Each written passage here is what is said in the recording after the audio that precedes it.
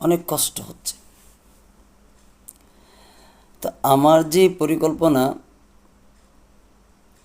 যে এই জায়গাতে একটা প্রতিষ্ঠান হোক এবং এই বাজারের মধ্যে একদম নুরানি থেকে নিয়ে ইফতা পর্যন্ত একটা প্রতিষ্ঠান যেন আমার হাতে আমি করে দিয়ে যেতে পারি, সে আশায় এই দীর্ঘ 4টি বছর ধরে লেগে আছি। কিন্তু মাস শেষে আমি আমার বেতন তো বাদই, এবং আমার সাথে যিনি কাজ করতেছেন ওনারও কোনো বেতন নেই।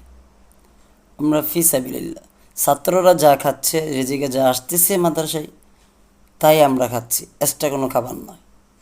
এমনকি আমার বাড়ির থেকে এনেও মাদ্রাসা আমি পরিচালনা করতেছি। তো এই মাদ্রাসাটাকে কিয়ামত পর্যন্ত যেন মহান রব কায়েম দায়েম রাখেন, কবুল করেন, আমি সেই জন্য চেষ্টা চালাচ্ছি।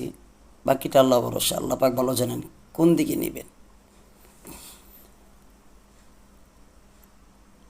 এই মাদ্রাসার জন্য সবথেকে বেশি এখন একটা জায়গা খুব জরুরি।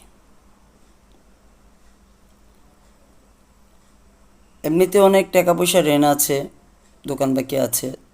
মাদ্রাসা পরিচালনা করতে গেলে জানেন অনেক জায়গাতে অনেক টাকা, যে কোনো একটা প্রতিষ্ঠান পরিচালনা করতে গেলে অনেক টাকা ঋণ করতে হয়। এমনও ব্যক্তি আছেন যে পুরো মাদ্রাসা যত জায়গায় লাগে সবটা দিয়ে দিতে পারবেন। আমি চাই যদি এমন ব্যক্তি থাকেন তো আলহামদুলিল্লাহ, আল্লাহ ওনাকে কবুল করুন।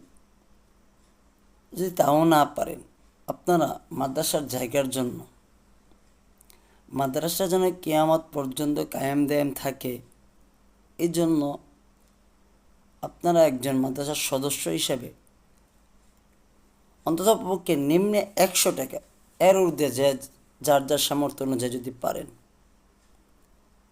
তাহলে অতি অল্প সময়ে মাদ্রাসার জায়গাটা কিনা সম্ভব হবে ইনশাআল্লাহ। তো আমি আপনাদের সকলের কাছে সেই আশাই ব্যক্ত রেখে আজকে কথাগুলো বলতেছি। আপনারা সবাই যার যার সামর্থ্য অনুযায়ী নিম্নে 100 টাকা হোক, 50 টাকা,